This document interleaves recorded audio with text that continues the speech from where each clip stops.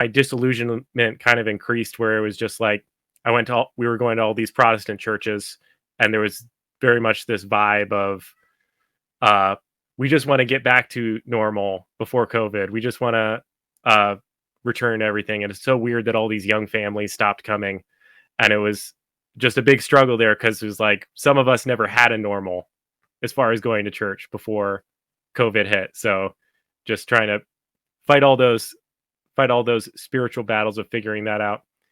At the same time, I was following the work of Jonathan Pageau and decided to look into the Eastern Orthodox Church.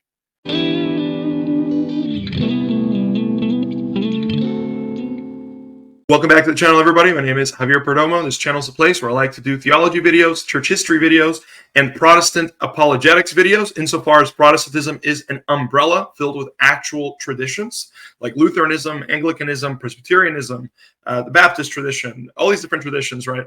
As Protestantism itself is not a tradition, as you guys will know if you watch my content. That's a point I always want to cover, because people at home get confused, and they compare Eastern Orthodoxy, which is a tradition, with Protestantism, which is an umbrella category, or they'll compare Rome to Protestantism, and that's just not an appropriate comparison. And so that's not the comparison that we'll be doing today. And so if you guys have watched my videos, you'll know that I like to do interviews with people that struggled with either the claims of Eastern Orthodoxy or the claims of Roman Catholicism. In some cases, people that converted to those traditions and have since come back to a tradition within the Protestant umbrella. But I also like to cover the stories of people that almost converted, that were chugging along on the tracks to conversion, and then the Lord kind of turned that around. And so that's what we'll be covering today. And so with us, we have Tobias Lansberry, or Toby. How are you doing, Tobias? Doing well. How are you doing?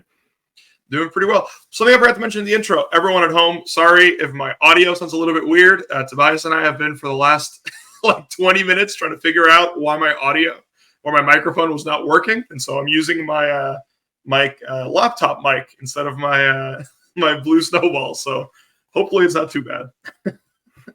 But yeah, so Tobias, would you like to, before I let you tell your story, why don't you tell us a little bit about yourself and maybe your family and where you work, and or what you work in, and so on and so forth. Yeah. So I grew up Presbyterian. I was in same church almost my entire childhood.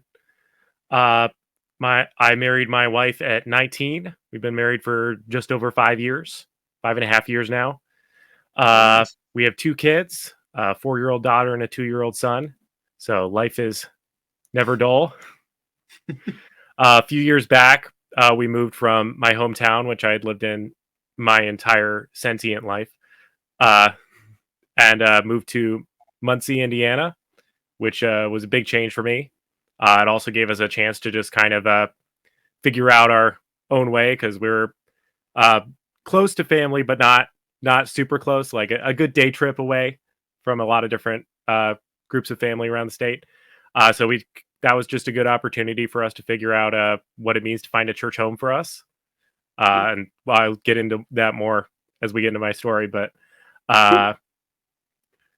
yeah, I'm a professional videographer. I do video work all the way from pre-production through post-production. That's been my passion. I almost got into drawing comic books or architecture. Thankfully, neither of those worked out.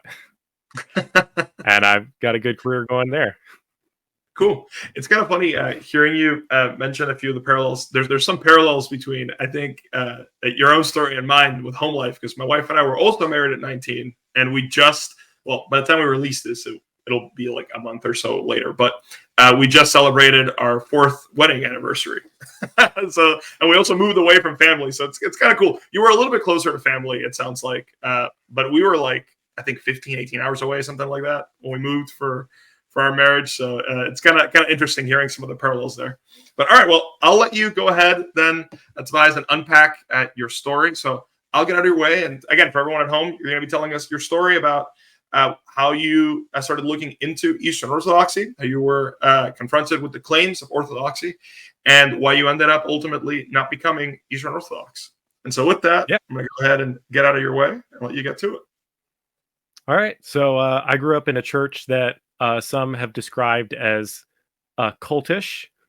It actually kind of fulfilled a lot of the caricatures that sometimes Eastern Orthodox or Roman Catholics will throw at it. Very often, very solo scriptura, hyper Calvinist. So that when I left it, I thought I was going to turn away from Calvinism, but then I actually read Calvin and realized that he's completely different than what I was taught growing up. But yeah, so when I got married, we had our first child, and I became aware through my wife having a more objective viewpoint, not growing up in the church, and also just the new novel view of becoming a new parent, that this church was not going to be a healthy place to raise a child, which I kind of knew intuitively because that was the church I was raised in. And I realized I probably did not have a good ground in my faith just growing up in growing up in that church. So we decided we would go ahead and look for a new church. And as soon as we started looking, COVID hit. So we were, my wife has her own complicated church background. So I'd only really remembered one church growing up, and she never had a church home. Her family was always church hopping. So we had the complicated problem of figuring out, what does it mean to find a church home when neither of us had ever had to find one or had the opportunity to find one. And then also figuring that out while we were in Illinois at the time, and Illinois was very, very shut down. So that was definitely a big struggle for me during that time, because I was trying to figure out my faith as a young dad, and then also trying to figure out what the church was, while having all these opportunities to become disillusioned with it. I definitely would have been prime material for deconstruction in that way, but managed to avoid that.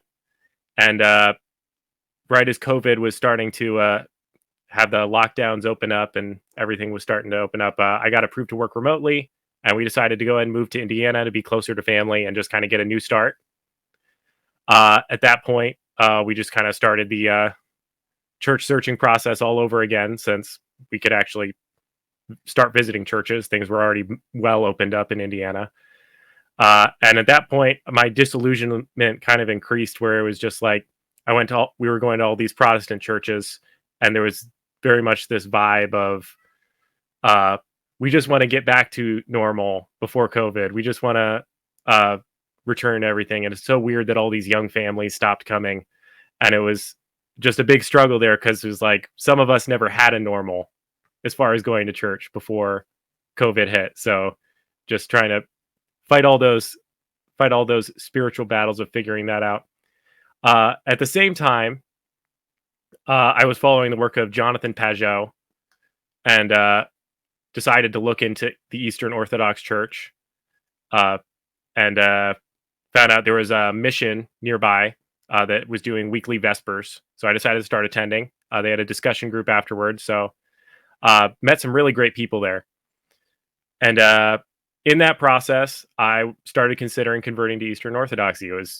It felt very like coming from a very low church Protestant background and feeling kind of generally disillusioned with that.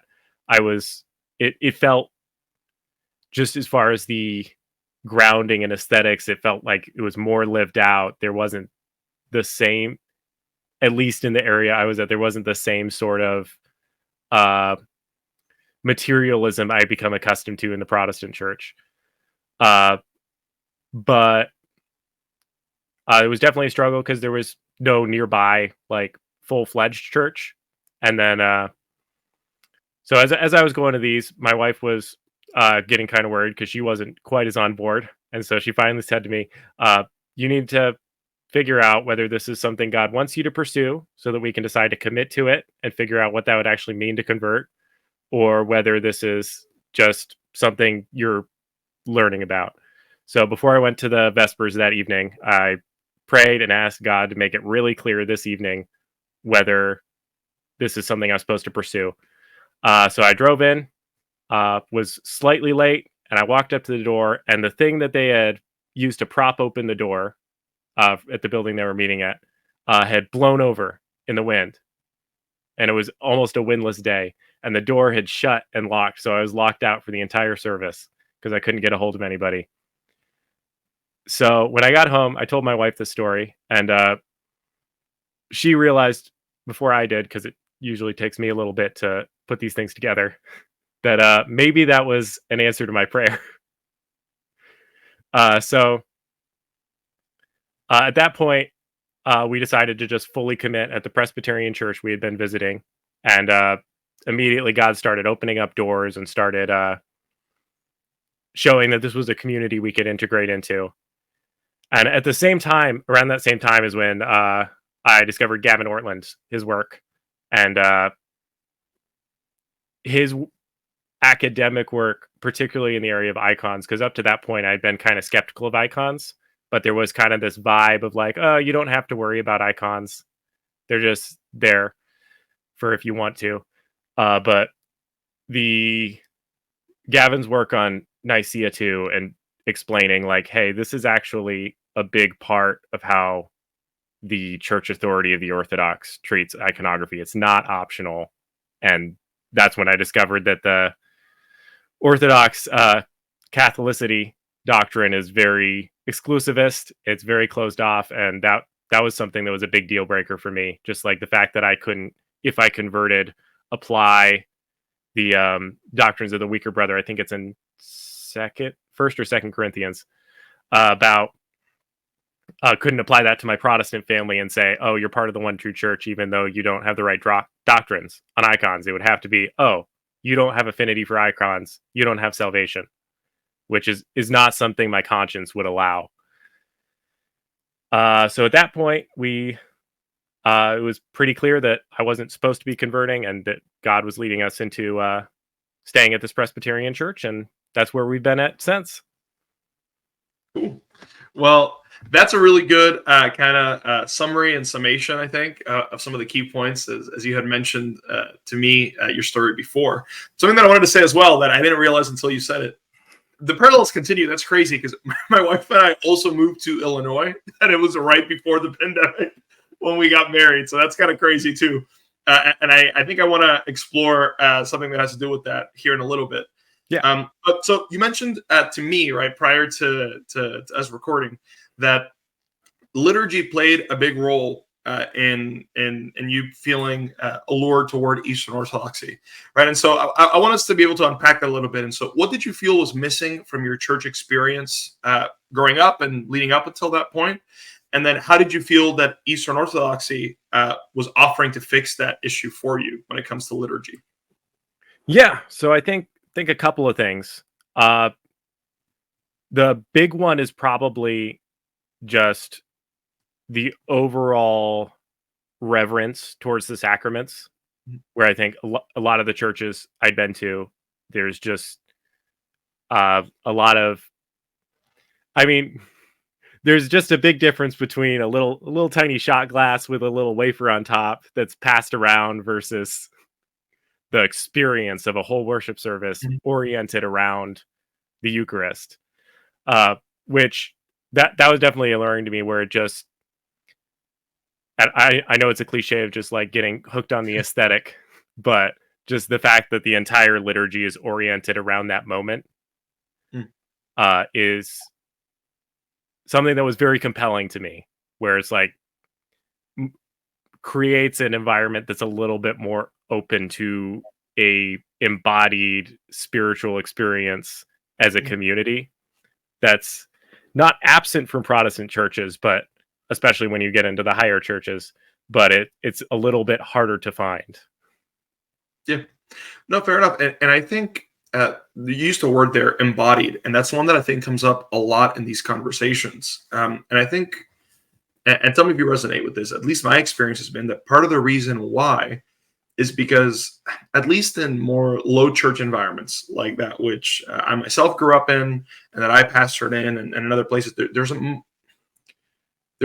I don't know if we would call it a mantra or what we'd call it, but there's almost like a general attitude of like, like this stuff, this material stuff, like, that's just matter, and this is just flesh, and maybe people don't articulate it like that, but there seems to always be like that doesn't really matter. The only thing that matters are doctrinal propositions, and again, those are really important. Don't get me wrong; those are of utmost importance. But there seems to be almost like like an exclusively like, well, all that matters are these propositions out there somewhere, and then whatever stuff our church body decides that we like to do during Yeah. service. Yeah. It's almost this sort of backdoor neo-Gnosticism where it's like the material world doesn't really matter. It's all about getting the spiritual, and then eventually we get to heaven, which is No, exactly. Yep. very, like, doctrinally not the same as the original Gnostic mythos, but like there's a lot of parallels there in how it's lived out. Yeah, and at least an overview, superficial sort of sense, right? Where Yeah. it's like this stuff doesn't matter, or sometimes even like, oh no, something that I've seen myself as well is with when you speak with people. And again, it's not slam dunking anybody. I mean, I have friends and family that think this way as well, but there seems to be a general attitude of not even just who cares about that stuff, but actually feeling kind of negative about smells and bells and beauty and aesthetic beauty. And it's almost like, there tends to be some sort of feeling that somehow detracts away from authenticity, right? And there's something about like that authenticity that gets paired up with not having any of the aesthetics at all. Have you found that to be the case as well? Yeah. And I think it probably comes from a lot of the puritanical influence, where they were reacting to a lot of the excesses of integrating paganism into Christianity, where like they were just like, let's embrace asceticism wherever possible and just cut it off and like get down to this pure minimalism that is still very present in the Protestant church, which I think for the time was very necessary. But if you only have that, you don't have a way of reintegrating things and redeeming things, and making it leads to a sort of bifurcation of like church life and real life, which should be integrated together. Yeah, no, and I also think for a lot of people, for a lot of us, right? I think because we grew up not seeing high liturgy, because we grew up not seeing any smell or bell ever whatsoever, I also feel like there's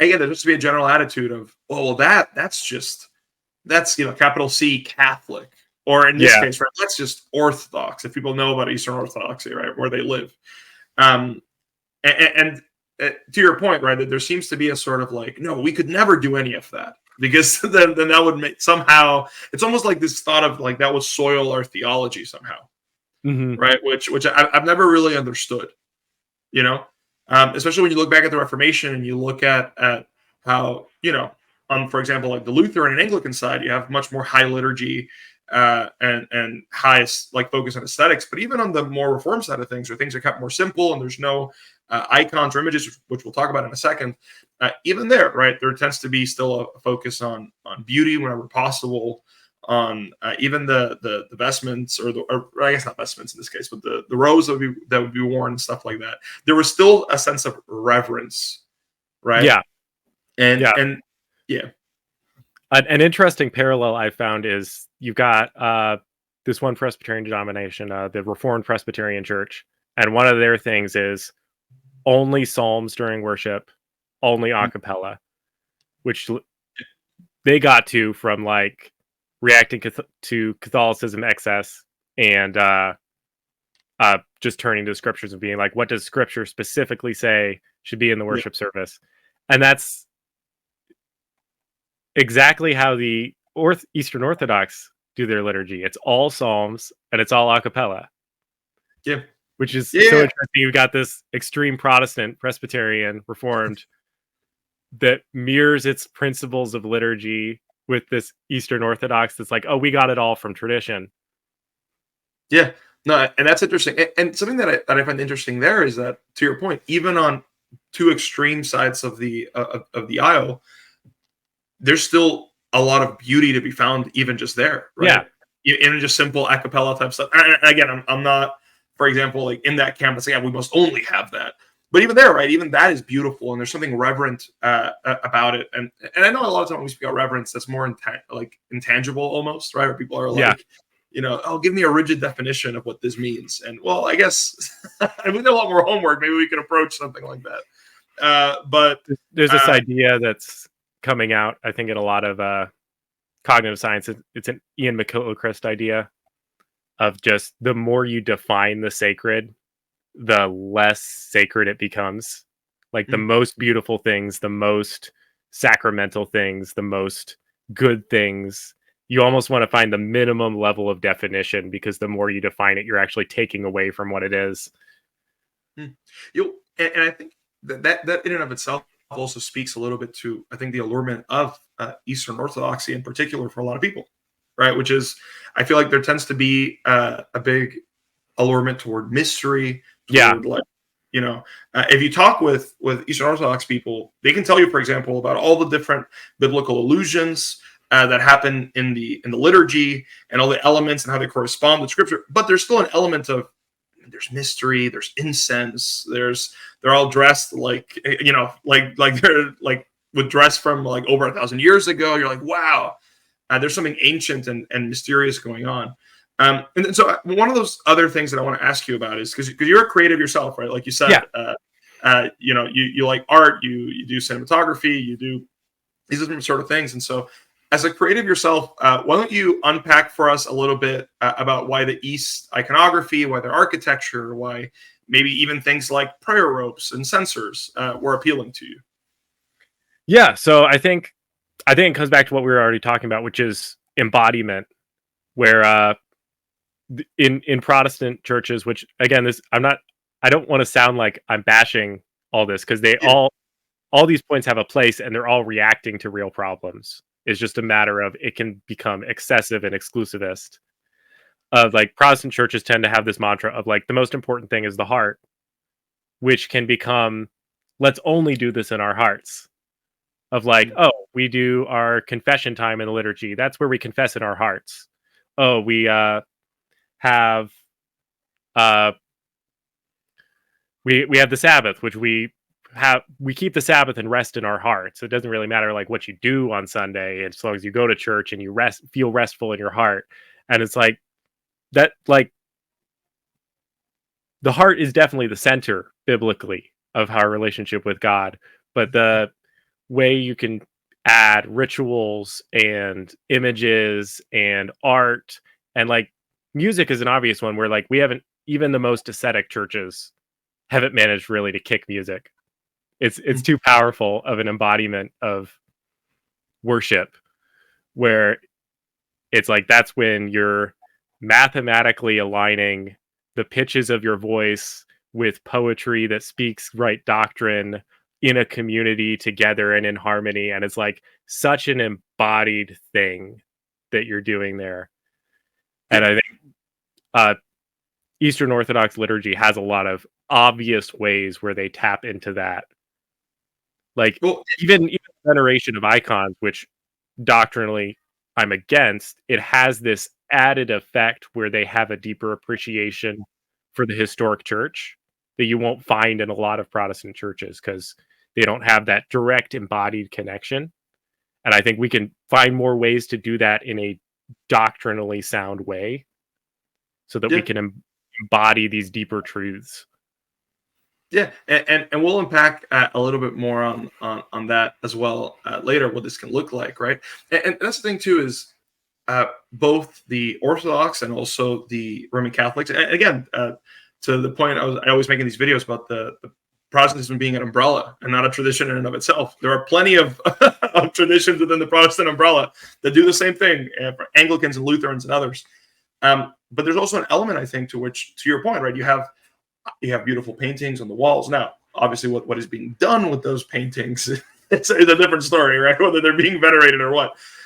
But when they're not being venerated, right, you have these beautiful paintings on the walls, sometimes of individuals from Scripture, sometimes individuals from the early church. Sometimes you may have even scenes from Bible stories, right? You have then also you have candles, you have incense, right, that is filling the room. You have highly elaborate, in some cases, sorts of vestments and clothing and dress, right? All of it with different meanings and different things. And so there are a billion different things that engage all the senses, right? And in engaging all the senses, I find that well, to your point, right? Because we're embodied human beings, there is something appealing about a proposal that says, "Hey, here we're offering you now." Whether the deliver is a different Yeah. situation, but we're offering you supposedly right doctrine. It's historic, it's ancient, and also it engages all your senses in a way that you're not used to. And I think there's something different there that sort of captivates people. Yes, definitely. Like Yeah. I think people who are creatively minded tend to be more attracted to that.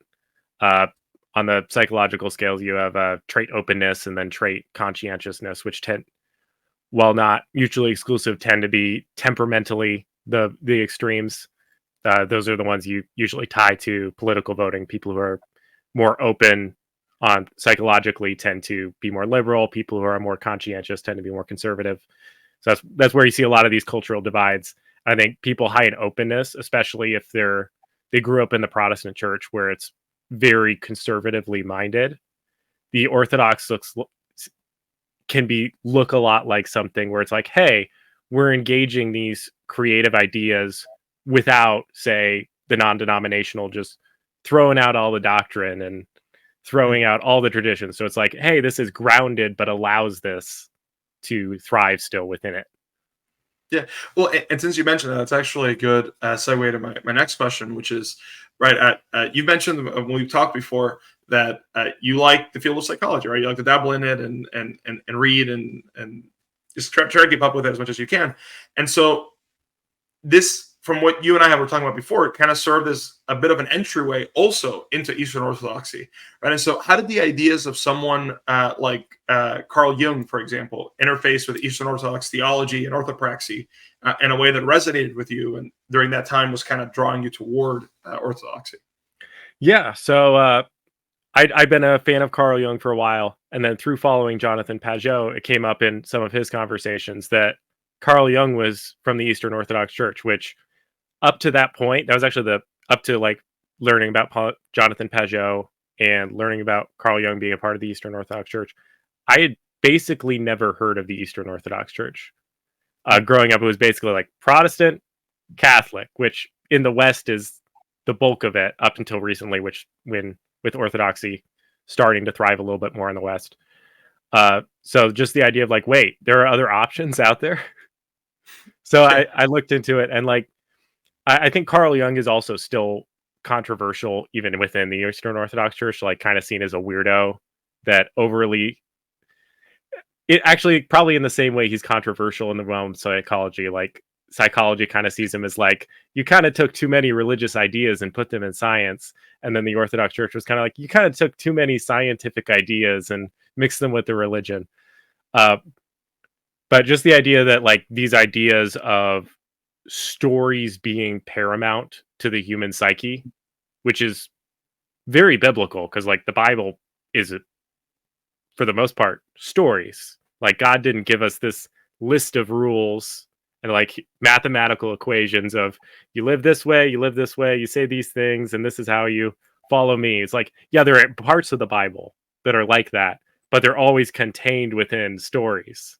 And just the idea like stories being paramount, the idea that that would come out of the Eastern Orthodox Church, somebody steeped in that culture and that those traditions definitely added to my interest of like if these if those are compatible, it seems it adds to the allure there, which I don't think those ideas are incompatible with say the Reformation tradition. They're just not inherent in it. So I think there's things we can add to the Reformation tradition and kind of retrieve. Yeah. Well, and I don't know. I haven't dealt a lot with Carl Jung myself. I've heard things here or there, especially you hear a lot of his ideas get kind of reflected by people like Jordan Peterson and stuff like Yeah. that, in the cultural dialogue. And so I've heard little snippets here or there as a result of that. I'm definitely not well researched there, but I would assume, right, when we talk about the importance. At least with the way that human psychology works, with like you're saying, stories and narratives, I would think, right, there's something about, again, I've mentioned this in all my other videos or interviews similar to this, but there's something about this meta narrative that is pitched of like the one true church, ancient, undivided. Everyone else that is left is broken away from us. We're unchanged. Here's all these other beautiful stories of saints, all these hagiographies. Here's all these different things that kind of like they paint this mosaic, right? All these different colors and beautiful things you can look at from a narrative perspective. You should join us, right? Would you say there's something from your own looking at Carl Jung's stuff? Would you say there's something about that which uniquely brings people toward Orthodoxy in that way? Yeah, I mean, I would say the one true church is a real biblical archetype, wherein like you have that in Revelation of like at the point of the marriage of Jesus to his bride, the church. That's the one true church. But how it plays out in the world tends to be very fragmented, because like you kind of have the same narrative, archetypal narrative in the story of Israel, where it's like Israel is his people, and often like I'm trying to remember, like Hosea, Israel is a runaway bride who's not being faithful. So you've got that really deep archetypal imagery that is very powerful, and I think very powerful stories and very powerful imagery is ripe to use to manipulate. Because you can take that and say, because there is a real one true church, we're going to apply that label to our specific strain and say, this is it. This is the one that's going to turn into it. Which I think is also why the most long-standing cults tend to be ones that split off of Christianity in some way or another, or Abrahamic traditions in general. Because it's like, those are the deep God ingrained stories that are built into our hearts, that if they're taken and repurposed for manipulation and control, that's it has an inherent power that makes it last longer.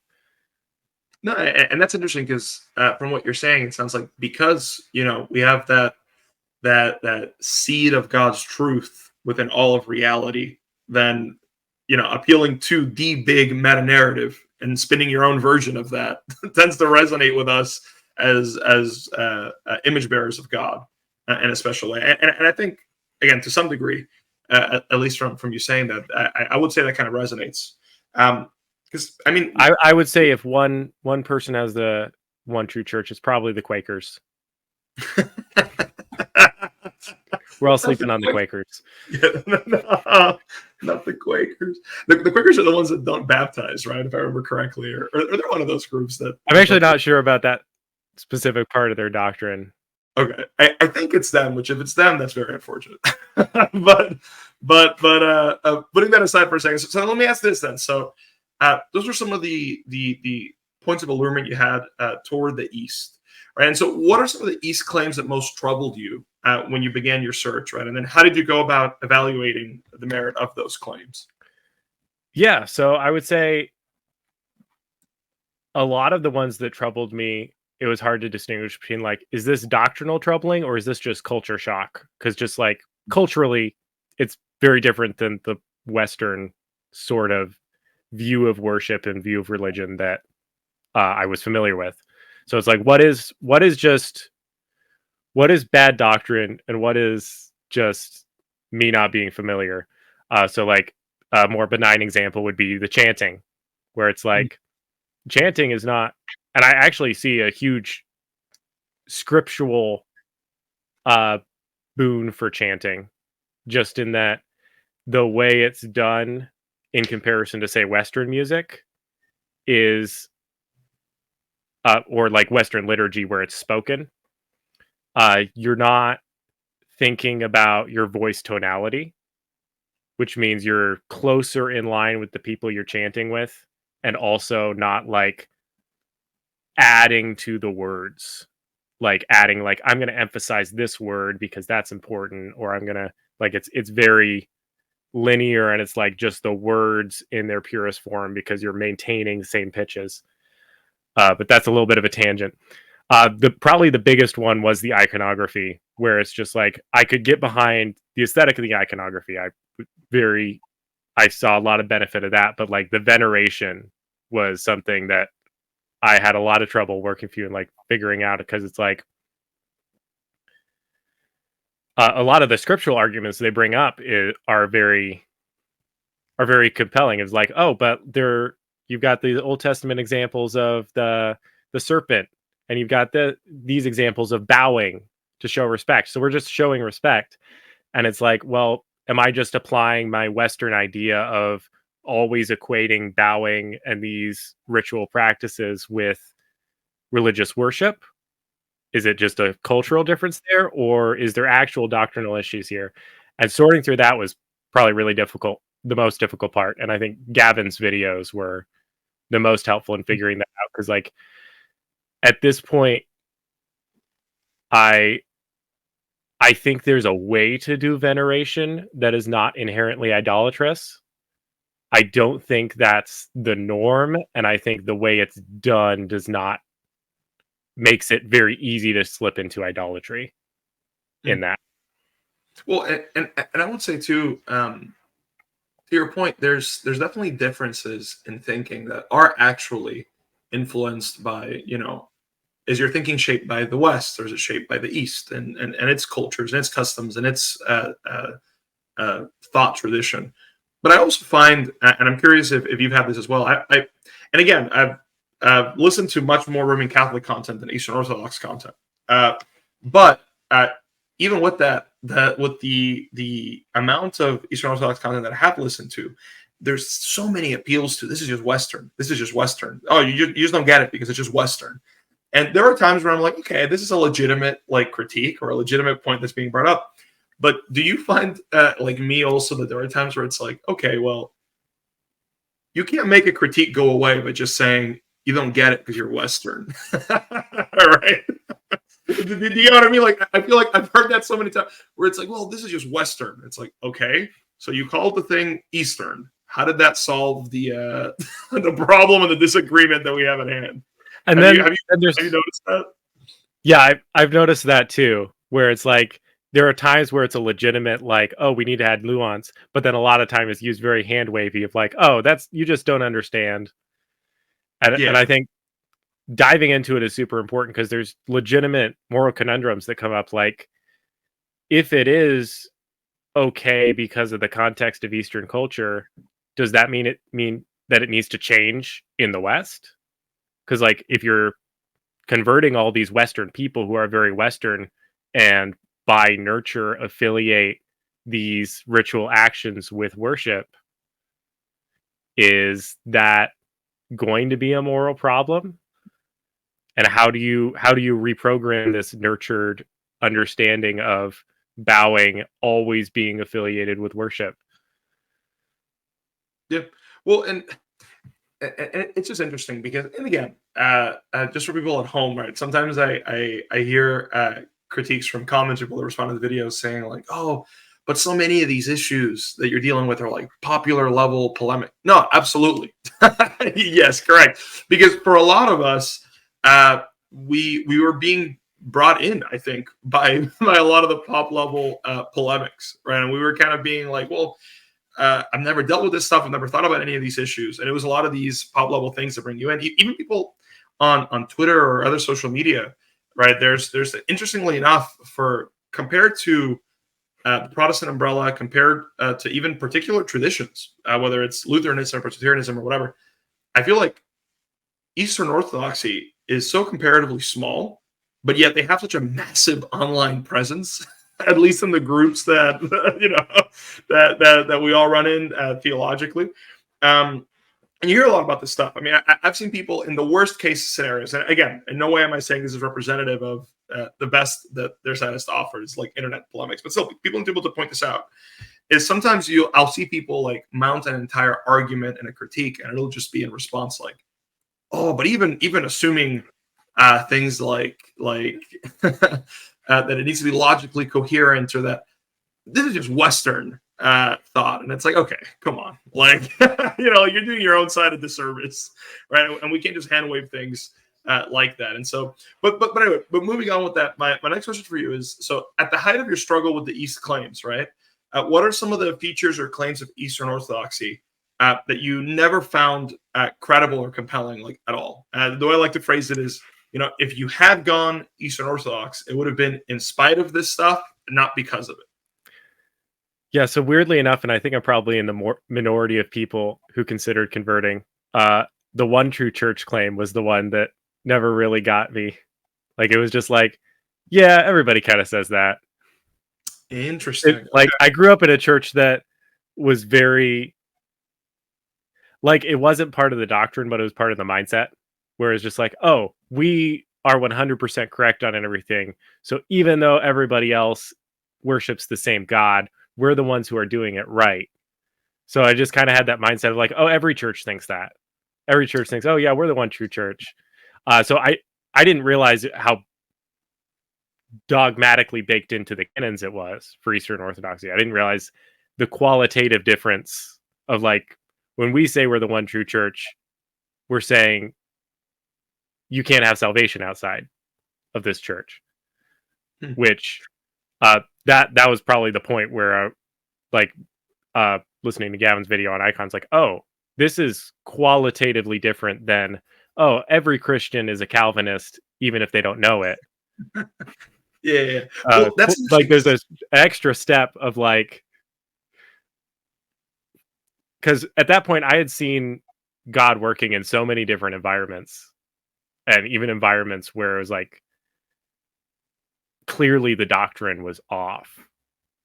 So it's like, to me, it was just kind of a given of, yeah, God can work almost anywhere. Like, obviously, it's better and it's more likely to flourish, especially multi-generationally, if we have correct doctrine. But it was a given to me. It's like, God can work with broken vessels. Like, any church can be a true church as long as they're working to love God and love their neighbor. They just might get a lot of things wrong in the process. Well, and that's interesting because I guess I've never thought about how coming from a more dogmatic or fundamentalist sort of background can really soften the threat of Eastern Orthodoxy, right? And that's interesting. Okay, so that's fascinating because normally, for most of the people that I've spoken to, and even in my own experience, although again, I never particularly struggled with the East per se, as much as with Roman Catholic claims. But even there, there's always something that sticks in your mind, right? About the we're the one true church, we are the ark, and the flood is coming, and you're standing outside the ark. There's something that latches on people's psyches about that. And so it's interesting to me to hear you say, "Well, no, but everyone claims that." Right? I mean, their claims definitely seemed more legit than, say, the Roman Catholic claims.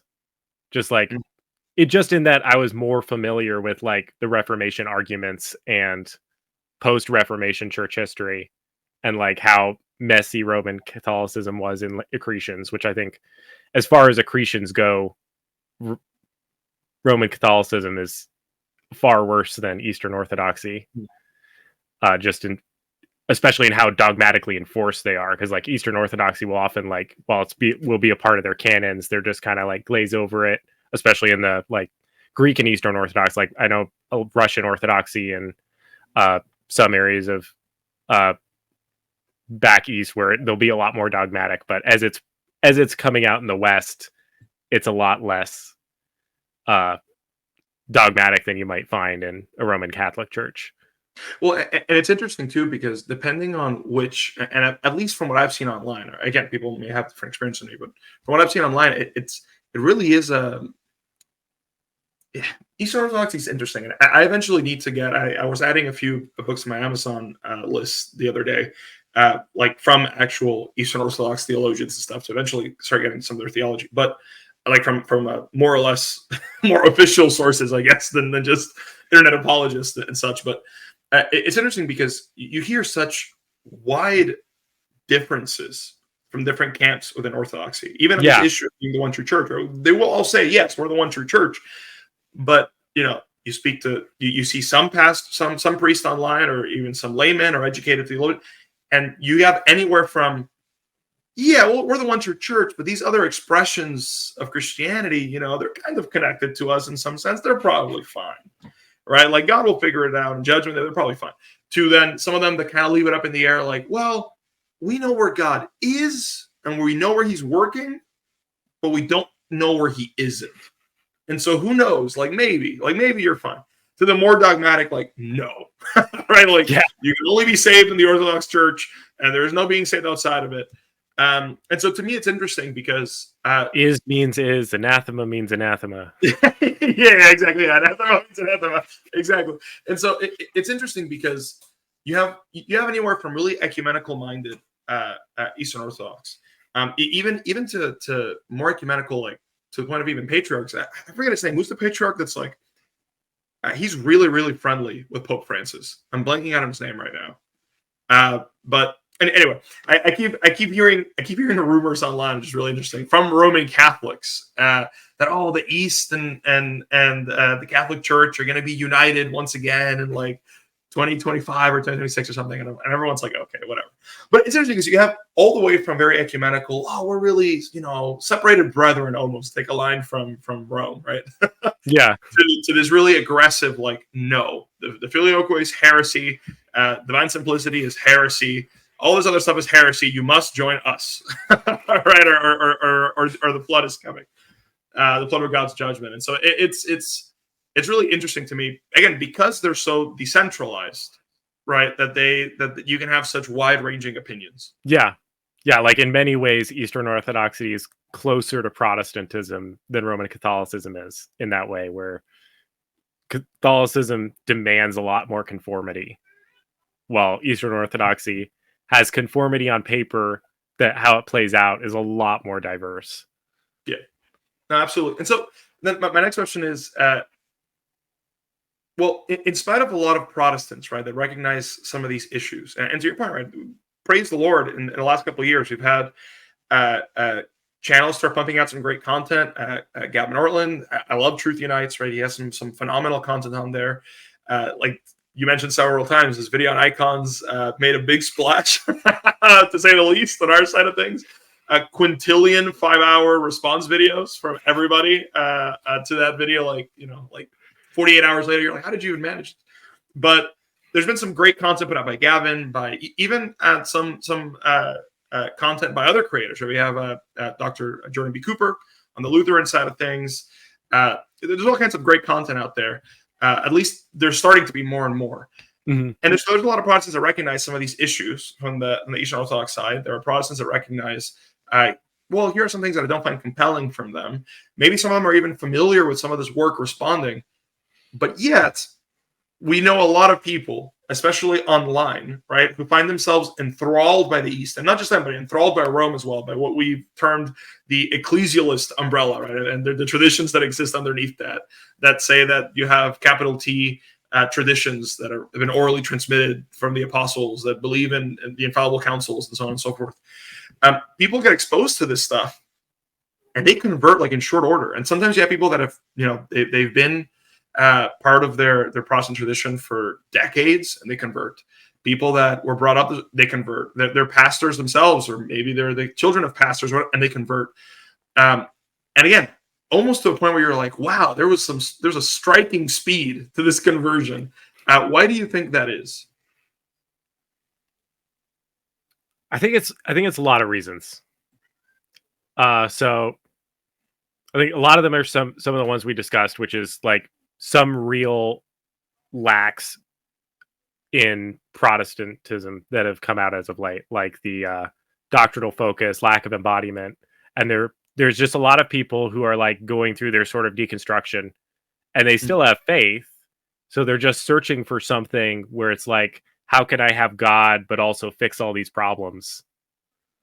And then there's also certainly a lot of just the rapid explosion of pluralism that comes from the internet becoming ubiquitous, where it's like, before you would have in a small town your Methodist church, your non-denominational church, and your Baptist church, and those were your three options, and you had to choose. You probably chose half on doctrine, half on which people you liked best, and then those were your options. But now it's like, especially with post-COVID, where every church is live streaming their liturgy and their worship service, where you have access to, like, it's not just, can I walk down the street or can I drive 20 minutes to visit this church and see what they're like? It's like, oh, I can go online and view all these different worship services and read about what they believe and get recommendations of all these theologians telling me why this church is better. And then suddenly you have, like, because before, I think especially the fundamentalist part of Protestantism depended on a very closed loop system where it's like, it was basically us or atheism. Like, those was the only two options. But now it's like, you have access to any sort of Christianity online, which in that sense, if the option is people going to these more ecclesial traditional churches over completely deconstructing and leaving the faith, then I'd say that's a good thing. And I think ultimately the after effects of Protestantism having to grapple with a lot of the ways they haven't been up to snuff, and actually deal with the problems and update their doctrines and figure out how to be more embodied within their traditions. I think in the long term, it's going to be really good, creating that sort of competition. Yeah, well, and I'm glad you mentioned that, because that's something that I actually jotted down as a note while you were telling, like, the condensed version of your story a little bit there at the beginning, and that is, so what role do you think the COVID pandemic played in people developing this anxiety? Because it's something that I'm realizing, the more and more people that I interview on this channel, the more and more people that I speak to, right? Like, I always name drop the Striving Side by Side Discord server for Protestants that care about these issues or struggling with these things. Link in the description. That's where we met as well. For myself, and a lot of you as well, it sounds like for a lot of us, we developed this anxiety about, oh no, am I outside of the ecclesial arc, right? Should I be joining Rome or the East? A lot of us developed that in the midst of the COVID pandemic. And so I'm going to ask you why that is. But before you answer that, I want to interact with something you already said, which I think you're right about, is I think a mistake was so many of us, and again, I was a pastor at the time, my church included. So many of us, I also hadn't really thought through a lot of these issues at the time at all regarding the validity of, like, I was a fully memorialist at the time, at least early pandemic, and so on and so forth. But anyway, putting that aside for a second, our church also went to live stream only, right? And a lot of us, and again, and it came from a good place, right? Like we were all like, hey, we don't want people to get sick. We don't want our elderly to die. We don't want people at risk to get sick and die. But a lot of us kind of on a there's, I guess, two main factors. One is we cared a lot for people, and we don't want harm to come to people. And then also there's that pressure from society and the government. Everyone's like, hey, no, but now you have to do it. And so a lot of us kind of went along. And, I mean, there's a significant amount of Roman Catholic churches that kind of did the same thing with the East. But there's something to your point, which is, so here we have this situation where in our culture generally, and even in our the traditions within the Protestant umbrella, not all of them, but a significant amount, especially in America, are already trending toward this, who cares about material stuff? Who cares about embodied stuff? And practice, at least, right? All that matters is your heart. All that matters, even some of the a lot of the contemporary music, right? Even, I was talking to my wife about this the other day, even songs talk about, like, oh, Christ is king and he's glorious and his kingdom coming in my heart. And you're like, well, he's kind of king over more than just your heart, but that's okay. And so there's already this trend. And then you have this massive worldwide event where, man, if you're already growing dissatisfied with that, well, guess what? Now you can't come to church. Yeah. It's just period. Like the one embodiment practice you had is now completely virtual.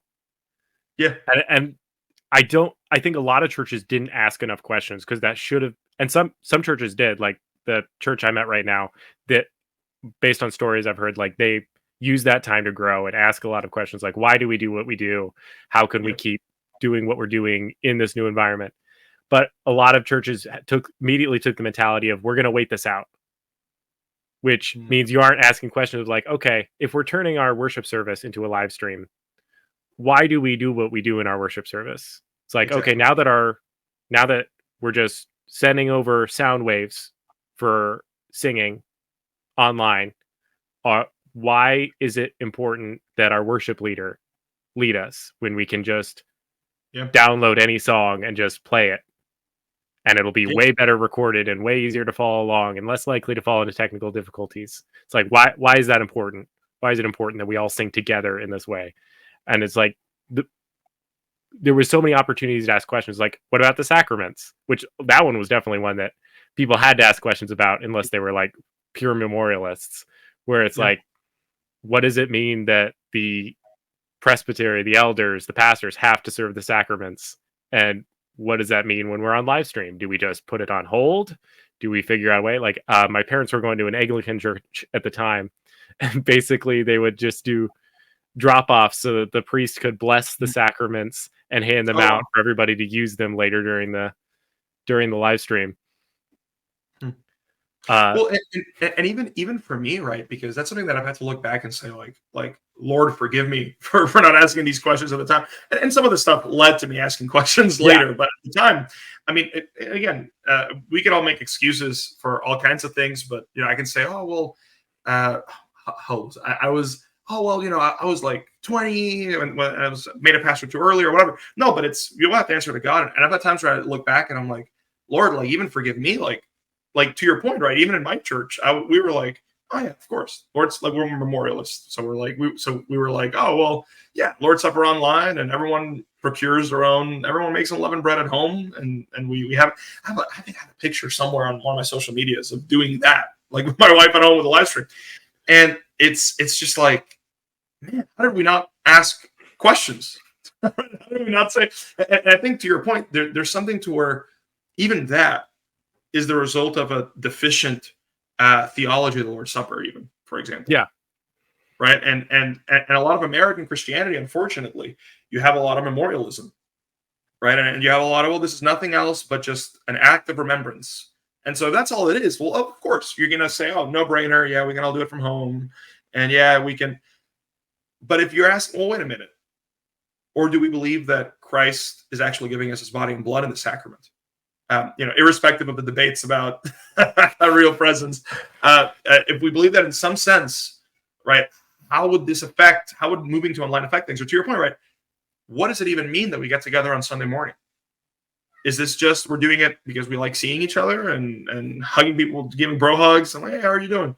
Or is there something that is actually happening when God's people get together on Sunday morning, right? When they partake of the sacraments together, when they're there to worship their Lord together, right? Congregated, when they're there to listen to the word of the Lord get preached.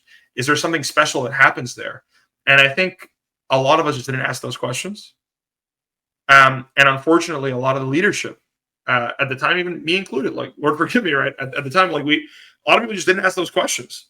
And so I think to your point, you have people that are already saying, man, I'm growing dissatisfied with the lack of embodiment. I'm growing dissatisfied with everything is just in my heart. Everything's in my heart. The world's falling apart around us. And the only answer that we seem to be able to give the world, oh, yeah, but things are happening in my heart. Right. And the heart's important. But I mean, we're not just souls with spiritual hearts floating around, right? We're embodied beings. And so I and have think that spiritual fruit. yeah, exactly. Yeah. Well, and there's something to someone that's growing dissatisfied with that, then seeing their church say, oh, yeah, by the way, we're just not even going to meet for the next couple of years. Yeah, and I think jumping back to the original question, I think that's where high church practices like Catholic, Eastern Orthodox, and even Anglicans and Lutherans had a leg up on everyone else, because they have a much more robust theology of liturgy, so that when that happened, they could turn to that and say, okay, here are the principles we can stand on. And so when people ask, and when we need to ask these questions, is this going to play out? Like, yes, there are new novel situations here, but we have this robust tradition to fall back on. So I think that's a lot of what we're seeing, is like they had the answers ready. And I think the really good Protestant churches that were still caught off guard Mm-hmm. are going to be figuring out the answers even in the years repercussions. Like, oh, this is what we should have done. Oh, we should really have doctrines surrounding this that Yeah. account for these sorts of things. Well, and that's something, and it's great that you bring that up. I have another question here that I'm gonna move to for later, because I want to go into this now. Um, we can either look at what happened during COVID and a lot of this ecclesial anxiety that started peaking during COVID, people being stuck indoors, to your point, having access to in the internet with all this like pluralism that's on the internet, being kept away from their church, being kept away from their pastors, right? I mean, what is one of the main functions of the pastor is to keep away heresy, to keep away heterodoxy, and and to help guard the sheep, right? That's one of the points of the pastor as a shepherd. And everyone was just kept away from their pastors. They were kept away from these things. They're seeing these apologetics online. They're growing dissatisfied, and I think that's how we end up with this recipe of so many of us that are saying, well, could Eastern Orthodoxy be true? Could Roman Catholicism be true? And irrespective of the highly complex debates and the answers to that question, what led up to that point where we're even asking that was that. And so my next question is then about addressing some of this stuff, because I think as members of traditions within the Protestant umbrella, what we can do is one of two things. Either one, not learn from it, right, and just be like, well, we'll keep chugging along like we were before, or we can actually sit down and say, well, how can we actually address a lot of these issues that led people to this point? And so I guess going back to some of the points of allurement you had toward the East, right? Namely things like psychology, these grand narratives, liturgy, a place for creatives to use their talents for the glory of God, whether it's icon makers or the people that make the vestments or whatever it may be, right? Do you think that traditions that find themselves within the Protestant umbrella can improve in these areas while retaining the core of their particular tradition's theology? And maintain what makes them uniquely Protestant? And if so, what are some ideas that you would suggest, even as a layperson, for that, how that can be done? Yeah, I think the answer is definitely. I think there's lots of areas, because part of the reason I'm really glad I stuck with Protestantism is, as a tradition, as an umbrella of traditions, we have the ability to steal stuff in a way that no other traditions can, because like Eastern Orthodoxy kind of claims to be able to like integrate with the cultures, and I think it did that at the beginning. But like clearly, they still have they're locked into their canons. There's not going to be an American Orthodox Church that grows out of this. It's going to be an Eastern Orthodox Church in America. Like they no longer have the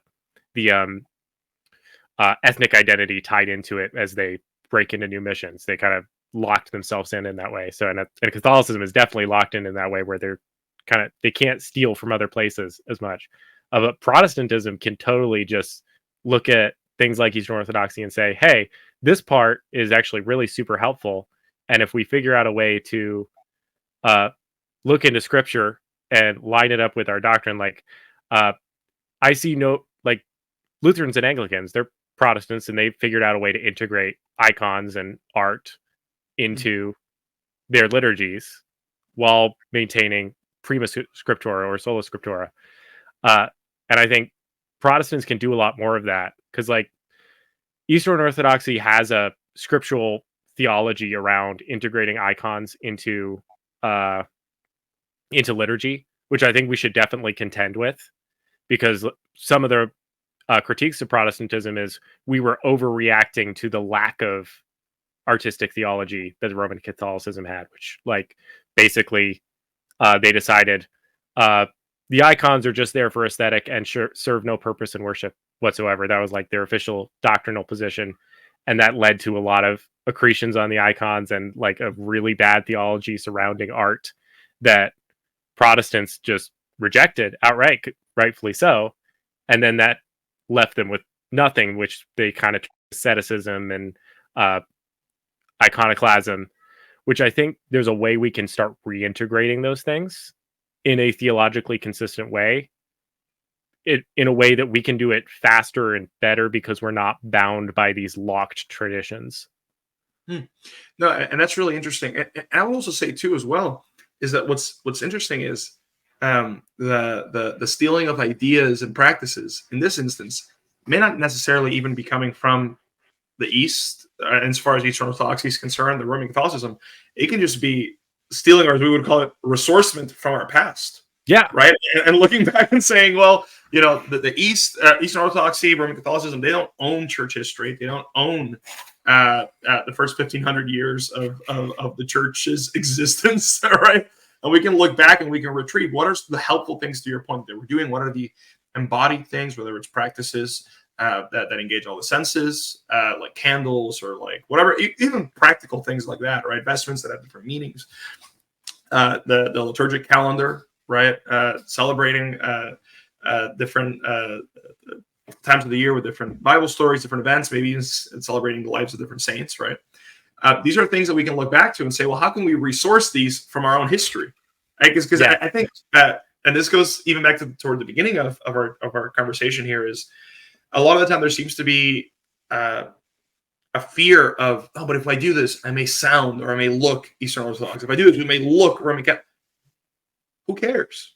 Who cares? Like if the thing that they're doing isn't unique to them, if it's unique to church history, well, who cares? Someone's like, oh, are you Roman Catholic? No, I'm not actually. The earliest, some of the earlier Christians did this. Oh, okay.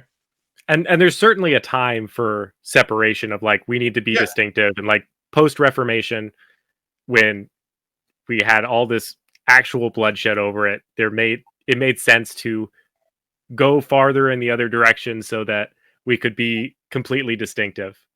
Yeah. But when we're in a more, especially this, like we said, digitally pluralistic time where you can't use geographical boundaries to keep traditions contained, then it just necessitates adaptation and finding other ways to make distinctives.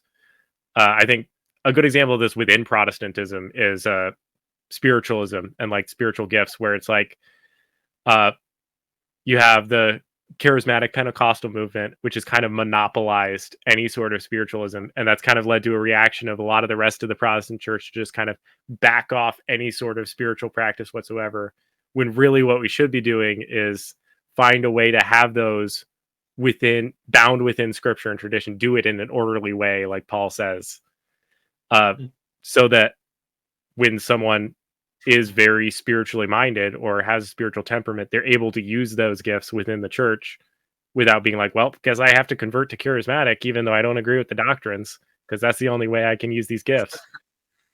Yeah. Well, and also, and it's not even just resourcement, to your point, right? It's not even just resourcement for the sake of resourcement. It's we're resourcing some of these things because we want to be able to tend to people's needs. We want to be able to highlight people's spiritual and emotional needs, right? And we want to be able to highlight the gospel. I mean, if there are things, right, and being all things for all people, as long as we're not sinning, obviously, right? Like, for example, I wouldn't say it's okay to go and venerate icons, for example, right? For the sake of all people, right? Like, I wouldn't say that. But if, let's say, it helps someone to connect better with the biblical stories, not to venerate icons, but to have paintings in the church, but to have mosaics, to have whatever. Why would I not want? Why would I not be okay with that? I mean, I've even observed this in my own church, where it's like, we hand out these coloring pages for kids to use during the service that are like have to do with the text being read for the sermon, like little, and there'll even be images of Jesus on there, even, which I'm sure the youth ministry hasn't necessarily thought through all the doctrinal stuff there, but it's like we think it makes perfect sense for a child to embody the text and like color a little picture and interact with all the senses so that they can pay attention and integrate the sermon and the word into their hearts. But it's like, as soon as you become an adult, it's like assumed, oh, you don't need that anymore. You've reached full maturity. You don't need to embody anymore. It's like, well, why can't, if it's good for children, why should there not be a parallel for adults? That's interesting. Yeah, that's an interesting question. And again, it's just and we're not saying, hey, here's all the answers, everybody, for everything. Yeah. but it's more of like there's nothing wrong with exploring what can we resource from our own past without losing our distinctives, right? So things that would threaten the gospel or things that would threaten our tradition's distinctives. Well, obviously, those are not the things that we're talking about. But for other things like that, and again, for everyone, I just want to restate here. Oh, but a lot of these things are kind of surface level. Well, it turns out that for a lot of people, right? So people might not sit here and say, "Oh, yes, I'm going to read all these systematic." For most people, it is actually a lot of this, what some of us would call surface level type stuff, that really makes all the difference and really matters, right, for the person on the ground. And Yeah. we need to care about those people too, right? We can't like just care about like only all of us eggheads are, all are going to these be. massive theological discourses and like complex doctrines, if you can't give those to the average churchgoer in a way that they can connect them to the greatest commandments, the way they can connect them to how do I use this to love God? How do I use this to love my neighbor? Then it doesn't matter how correct it is. It's useless. Or it can even be a stumbling block because then they feel like, oh, I need to understand all this in order to be a good Christian.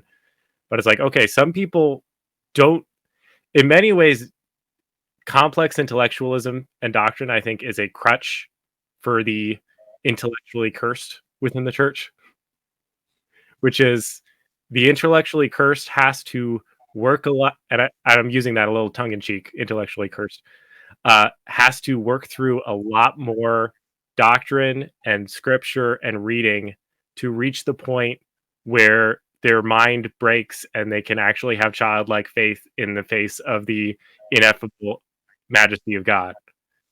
For everyone else, they get to it. They have the option to get to it much faster, and we should encourage that. And we should have avenues for them to get to that, and not be like, well, if you can't figure out the finer points of the 5 points of Calvinism, then maybe you're better off just sitting down and not talking.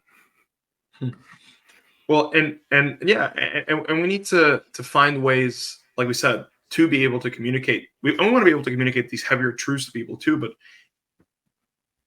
in some sense, how can we even get to them? And I guess maybe in some cases we lose the opportunity to be able to share the deeper truths of the faith and the spiritual meat with people because we didn't generate entry points that actually drew people in.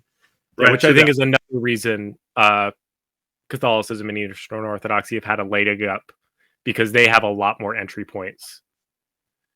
So like Protestantism has the huge depth of doctrine that is very scripturally backed, that is super helpful. We have less of those threads out into the surface level Christian life that are immediately apparent. Well, and it's interesting because for some people, especially in more low church environments, the argument will be made that, well, no, we need to be as modern as possible, and we need to be as away from all these crutches of the past, almost is the way that they're talked about, in order for people to be drawn in. And again, it's not like I've done a significant study into this, but from my own anecdotal perspective, it's like there's even within that, or answering that talking point, it's like there's something about when someone can walk into a church. Again, there's a reason why even like atheists, like apologists or big name atheists, sometimes will say things like the closest they ever felt to thinking like maybe God was real was when standing in a majestic like church, right? Or when listening to a piece by Bach, or when listening to, there's something about beauty, right? Because God is beauty, right? God's not just beautiful in reference to, God is beauty. He's a standard by which we measure all beauty. There is something to which all things that are beautiful are shadows of God, right?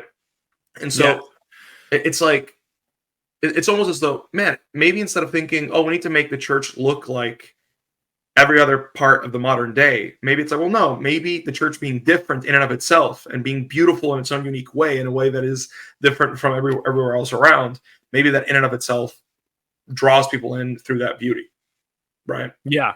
And I think that actually points to a big issue with evangelical Christian art, because I think the reason it will be back and forth between actually being legitimately good and like just absolutely terrible is they either, if they're a good artist, are going to go in and say, how can I represent the beauty of God in this? which actually will make it more difficult to market among Christians, generally speaking. But so the more marketable version is to go in and say, how can I use this piece of art not to point to God, but to point to the church or to point to these correct doctrines that's going to show that I'm a good Christian. And it's like, if like those are all good things, but that's not the highest point that your beauty should be pointing to.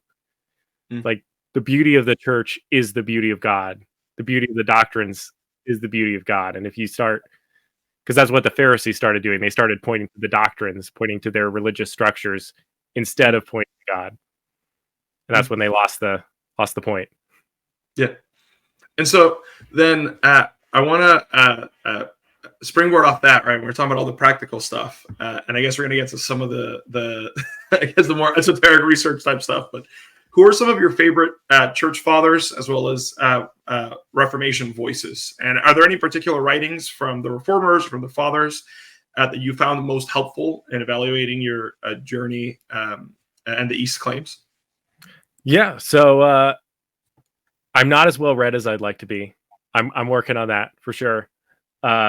One church father, which I've definitely read a little bit more of and definitely remembered more of, like it made more of an impact, was Origen, which I think a couple of things I like about him. I tend to align with a lot of Neoplatonism. So just he's kind of speaking my language in that regard. But the other thing is he has a lot of the mysticism that the Eastern Orthodox make claim to, of like, oh, we have this mysticism from the church fathers, yet his theology is so clearly different than Eastern Orthodoxy. So it's like, if your mysticism is the historical church mysticism, why doesn't it match? Yeah, there's definitely some weird stuff in Origen, but he has this tripartite.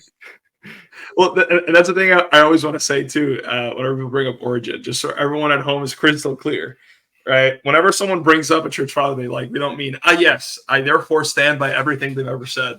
Because Origen, from what I understand, although I know Origen's a highly disputed figure, but from what I understand, Origen had really bizarre and, I would argue, heretical takes on universalism and Satan being saved and so on and so forth. And so I just want to clarify for everyone at home, right, that you're not saying, yes, I stand by everything that Origen ever believed. Yeah, and I think because so many of his works were destroyed, it's unclear whether that was him being ambiguous that then got reinterpreted by his later students, or whether it was actually something he taught. But yeah, definitely became controversial due to a lot of, he would tend to lean towards ambiguity, which I think would get him into trouble a lot.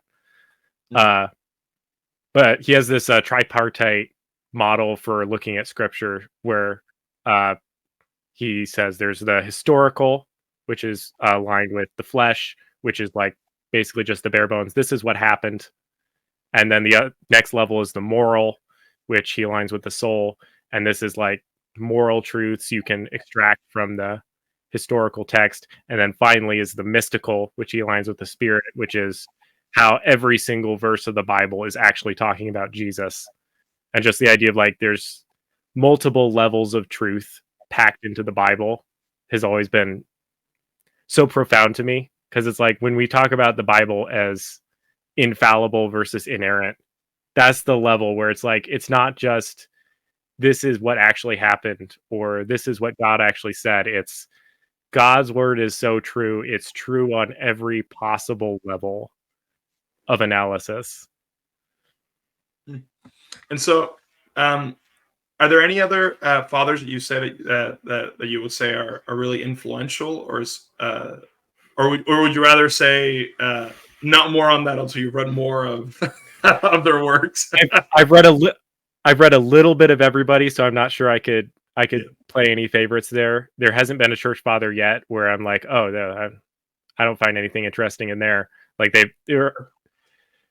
it's amazing how timeless a lot of the stuff they wrote is, where it's just like they're working out a lot of the same problems we work out today, and because they're not bogged down by a lot of the theological discourse that came later of like, oh, we have to make sure to say it exactly this way so that we're not looking like we're going into this heresy. It's like they were able to just like attack the heresies in their most primordial forms, in their most fresh forms, and just able to speak broadly and boldly in a way that a lot of theologians can't write nowadays. Yep. And that's really cool. You see it in a lot of the apologetics works, right? Dealing with the pagans and dealing with even Jewish objections and other things. And so that was a little bit then on the church fathers, or I guess some would get upset that we're calling Origin a church father, but on the church fathers a little bit. What about from the Reformation? Are there any voices from the Reformation that you've particularly benefited from? I know it's a cliche, but Luther, I don't think there's a time I've read Luther where it's not been beneficial. Just the fact that he wore his moral struggles on his sleeve makes him so approachable. Just like how much he was constantly struggling against his indwelling sin, just always just makes him so, in many ways it's a lot like reading Paul, where it's like he's so aware of his sin and he's so aware of how much he's in need of a savior that just really always makes his writings point to Jesus. I'm trying to read Calvin, trying to actually be a good Presbyterian and read the first sources there. Slow work. He's a little dense. There's a technically slightly post-Reformation. There's a Christian mystic Lutheran called Jacob Boehme that I've been reading through and finding a lot of interesting stuff. He's a strange character. He's a lot like Origen, I think, in that he was very esoteric in how he wrote, very ambiguous, and that led to a lot of people taking his writings and being like, let's turn it into this weird cult. But then like the actual first source is actually very biblically grounded, and it's hard to get through because he was this uneducated shoemaker, which actually makes me align his writings with a lot of the church fathers, where it's just like this random Christian really passionate about the topics he was writing about, of like cosmology and spiritualism, and he was against predestination. So I'm trying to read him and read Calvin and a little bit of classical Armenian stuff, just because I'm trying to figure all that out. Cool. But he's got some interesting metaphysical stuff that is worth thinking about. Not sure if I buy it, but it's that's like, I found it at least beneficial to think through. Cool. And so that was a little bit on voices from the past. What about modern voices, right? And you mentioned obviously Gavin Ortland, and Gavin at this point is a personal friend. That I love Gavin. I love his content. And I think both of us would just wholeheartedly recommend him as a voice in these debates online. Are there any other modern day voices from the Protestant umbrella that you like? I haven't been listening to much of him recently, but I found Mike Winger super helpful, just because he will get really well researched on whatever topic he's speaking on, like specifically the biblical scholarship on it. Like if he writes on topic, a topic I'm interested in, I'll usually just listen through, because it'll give a really good overview of just like, and then from there you have all these threads that you can start diving into very specifics of it. Mike Winger recently got introduced to Joshua Shuping. He's his stuff is very dense, but also very thorough in that way, and a lot more specialized in the kind of stuff I'll tend to be interested in. He has this video on theosis I'm trying to work my way through, and it's very extensive, which I like. Let me think. Who else? I'm gonna check my notes.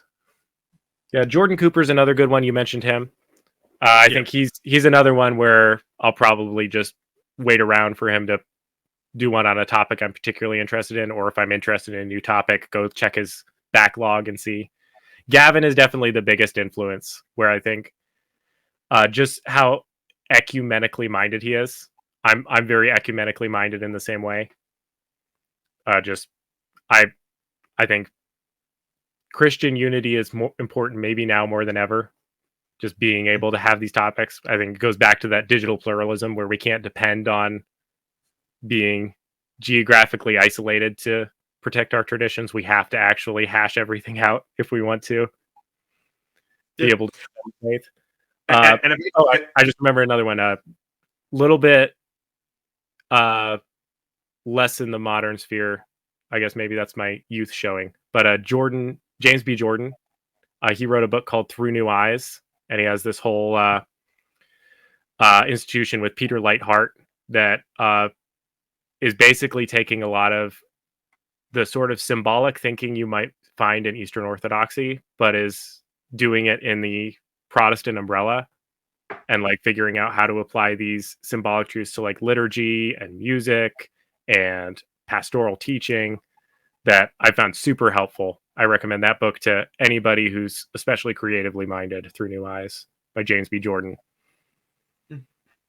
Cool. And so before we, or as we get to the final couple of questions I have for you here, one that I want to go back to before I ask you about your current church and how things are going now, post dealing with a lot of this anxiety. One of the things that I want to cover, right? You mentioned your story, right? That looking back, one of the moments that really kind of stopped your conversion process in its tracks, right, was, well, literally stopping you, meaning the heavy object, right, that blocked the door to the Eastern Orthodox Church. And so, how do you factor events like that, right, and the circumstances of your life into judging? Well, into making everyday judgments, right? When seeking an answer to prayer, because I can obviously see a lot of people at home saying, well, you know what? Maybe you should have tried harder. Maybe that was just ridiculous that you would stop your journey in this way. But you see it as, well, no, I was praying about this. And this is something that happened out of nowhere. I never saw it happen before. It's not like it happened again. And you see it as the Lord's providence. And so how do you factor events like that in everyday life, factoring into the things you're praying about, things that are weighing heavy on your heart? And then how do you go about trying to figure out, like, is this the Lord's providence or is this a matter of chance? And why did you ultimately see that as a matter of the Lord's providence?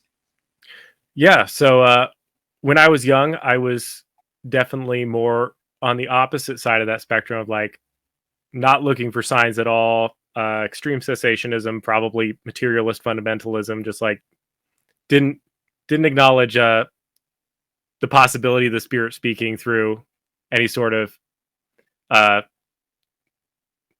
indirect means. Like it's going to be the Bible. The Bible will tell you everything you need to know, and you never need to pay attention to anything else.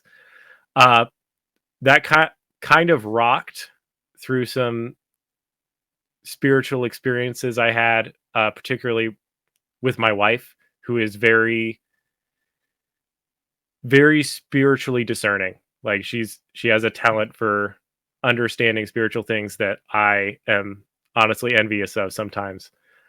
So just that being rocked completely, forced me back to the Bible first. Be like, okay, if the Spirit can sometimes communicate through these sort of ambiguous and esoteric means, then what does the Bible say about that? So I just really dove in.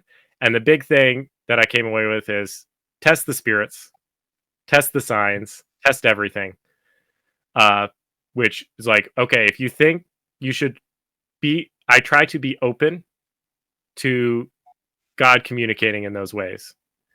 And if I think he might be, the first place I go is the Bible. Is the thing I think he's leaning me towards scriptural. And the other thing is I'll converse with my wife because she's also very adept at these sorts of things. Like she'll tend to be able to be like, yeah, you're just reading into it, versus like, no, I think that's actually something. And then also conversing with fellow Christians in general, I think is super helpful, especially the more skeptical ones, just to make sure you're in check. Because it's very easy to go overboard in those things of just like, oh, it start diving into like basically horoscope level stuff of just like, well, this happened and this happened. So just make sure you have a good system and support network for testing the spirits. And then the other thing is, usually when I'm listening for those sorts of signs, I'll find they compound in multiple ways. So like it wasn't just the door slamming. It was the fact that I'd prayed about it before. Is the fact that Gavin Ortland's videos on Icon showed up in my YouTube recommended the next week. It was the fact that suddenly some things were opening up in the church we were visiting that we weren't sure if we were supposed to be staying at that church. And it's like all these things compounding where it's like, okay, it definitely seems like God is pushing us towards this direction. Yeah. Yeah. No, and I appreciate that because, again, and the importance of looking into these signs and things. Obviously, that's a completely different conversation. But I appreciate that answer because I know for me, right, I've always growing up been, like you said, like aggressively cessationist.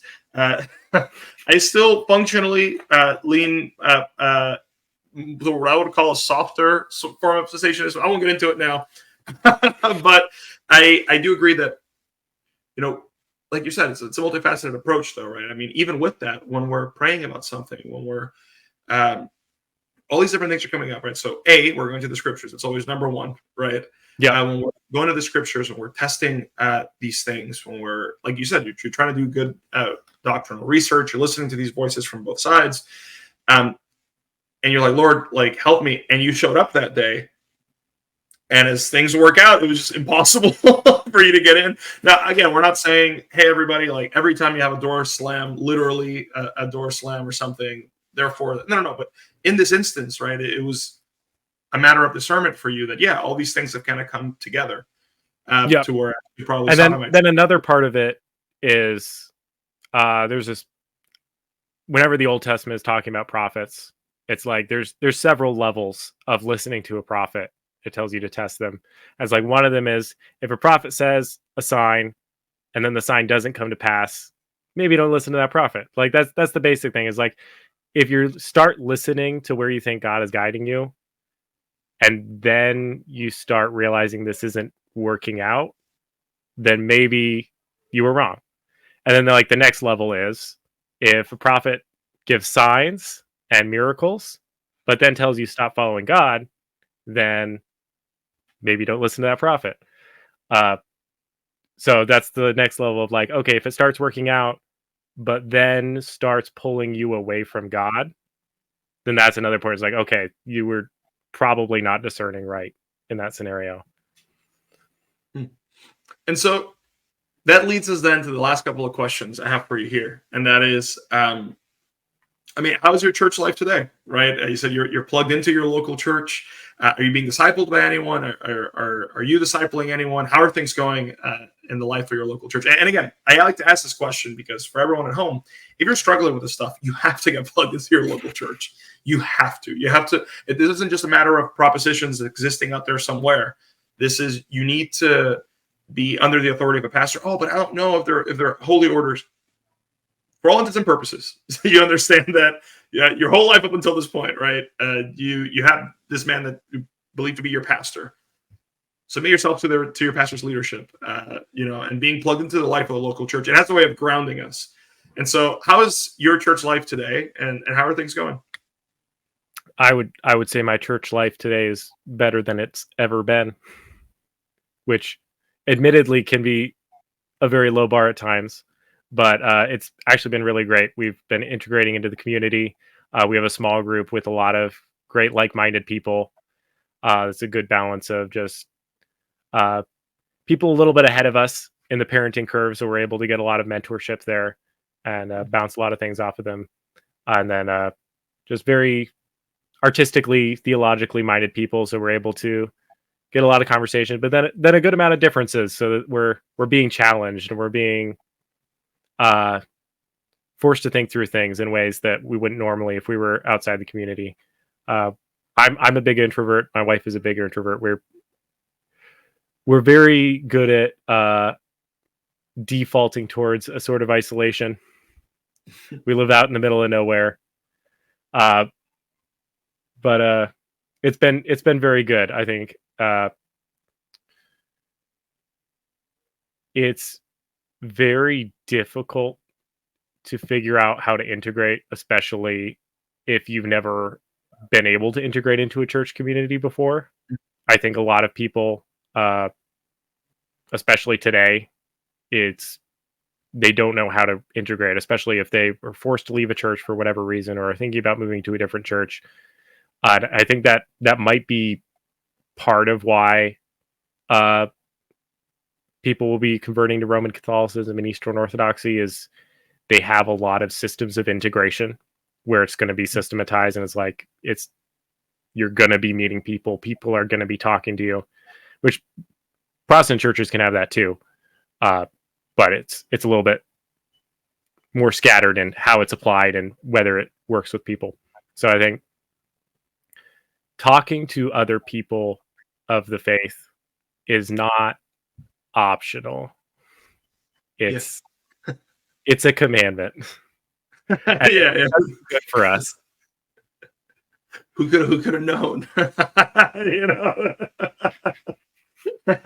you could have known that your neighbor. You kind of have to have some neighbors. Yeah, you know, who could have known that? Do not forsake the meeting of yourselves with one another. It could have meant that we had to be in community.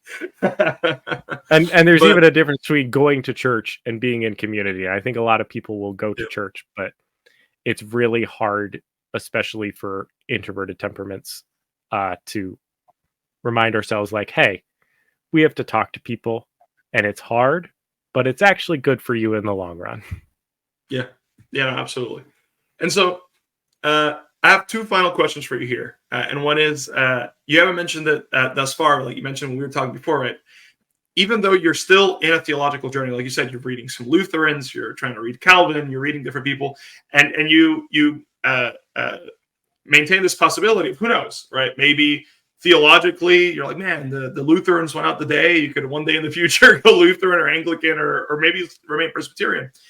Even with having those options open for the future, for now, you still choose to worship at a Presbyterian church.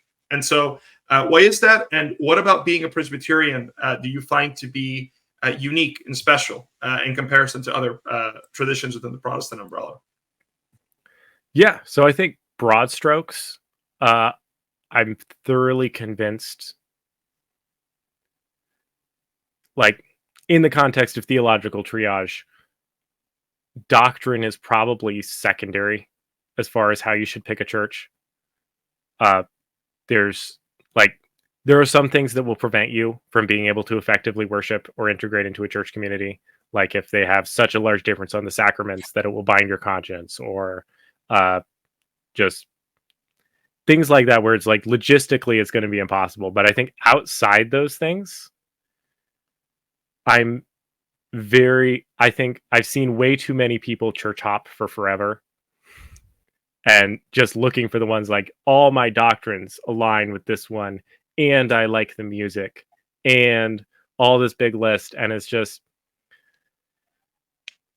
if that's your goal, then even if you find it, it's probably bad for you.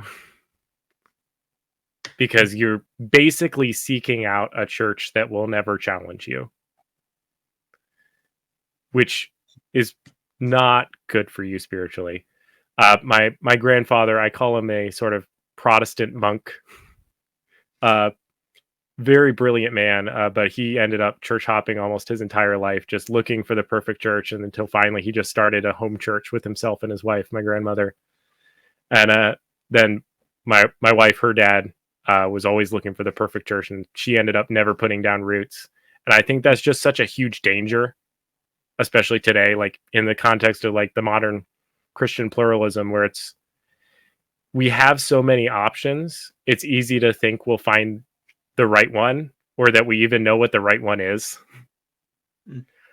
So at this point, I would say, outside of like first rank doctrines and like logistical issues when it comes to liturgy and worship, the most important things are, do you see fruit of the Spirit there? Can you get discipleship there? Can you integrate into the community? Are you being challenged in your faith? It's like, those should be way more than any second or especially third rank doctrines, or whether you like the music or any of those things. So as far as specifically Presbyterianism, I grew up Presbyterian. Both sets of my grandparents were Presbyterian. My parents are Presbyterian. They were Anglican for a minute there, but they've returned to Presbyterianism. So it definitely feels like a good way to live the commandment of honor your father and mother. In that's the tradition that my family has been in. So unless I have a really good reason, I don't see why I should leave it. Just honoring the traditions I was raised in, and better to stay and try to make positive change than leave out of personal preference. And then ultimately, I do enjoy the kind of mid-church point of Presbyterianism, where it's like often not quite low church, but definitely not quite high church. It's kind of like a meet in the middle there. It's got a church governance structure that has a lot of accountability. So I like it. I like it. Like it, I have its quibbles, but at this point, I'm thoroughly convinced there's not a church that can't. There's not a perfect church out there, and there's not a church denomination that it's impossible for the Spirit to work in. Fair. And so, with that, all of that brings us to my final question. That I would say is one question. It's really two, but it's like a two-parter. But it's the one that I always ask everyone, and that is, what is a final word that you would like to give to two groups of people? To any Eastern Orthodox who may be listening, maybe they're considering becoming Presbyterian, or they're considering becoming Lutheran, or they're considering becoming Anglican, or they're considering moving into a tradition within the Protestant umbrella. And then, what is a final word for any Protestants who may be listening, and maybe they're struggling with ecclesial anxiety and they're feeling tempted to make the jump over to the East? Yeah. So I think this ties well into my last answer, which is just look at why you're looking to move or why you're thinking about moving, and question whether that's the correct motivation. Because if you're looking to move because you want to be more comfortable, or you're looking for a sense of certainty, you may be able to get a sense of more comfort or a sense of more perceived certainty from moving somewhere else. But if you're having trust in a specific ecclesial structure instead of Jesus, that certainty is not going to be saving. It's going to fall flat eventually. I think look at the fruit. If the church you're looking to move to has clear spiritual fruit, they agree on all the first rank doctrines, and the other thing is, I always tie everything back whenever possible to the two great commandments, which is, if something you're doing isn't specifically for loving God more and loving your neighbor more, or you can't tie it to, be very reticent to actually move forward on that. So breaking it down specifically on Protestant and Eastern Orthodox, I would say, if you're a Protestant looking to move to Eastern Orthodoxy, ask yourself, are you doing it so that you can feel more sure about yourself? Or are you doing it because you think you can love God better in this context? And same for Eastern Orthodox, honestly. It's like, do you feel like your ecclesial structure is actually helping you to love God and love your neighbor? And if not, why? And is that solved by moving to Protestantism? Is the extra freedom there, or the doctrinal changes, actually going to help you love God and love your neighbor? Then, and I would argue Protestantism is the most optimized for that, generally speaking, just due to the increased ecclesial freedom and the better Catholicity. You can work more ecumenically, which means you can better acknowledge your Christian brothers and sisters, which gives you more freedom to love your Christian brothers and sisters without saying, yeah, but also anathema under your breath. Well, thank you so much, Tobias, for joining me here today. It's been great having you. Is there anything else that you would like to add before we head out? I don't think so. I think we covered about everything. All right. Well, The sun shining through the window now. Yeah. No, I have the same problem. I have to put up like a well, I won't take it off. I'll ruin it. But I have like a blanket covering like half my window before. I don't want to keep looking at orange like I did in some of my earlier videos. But no, I really appreciate you for coming on, brother, and for taking the time to share your story and share about your journey. And I really appreciate you for that. Yeah. So Thanks for having me on. I hope it can be helpful for people.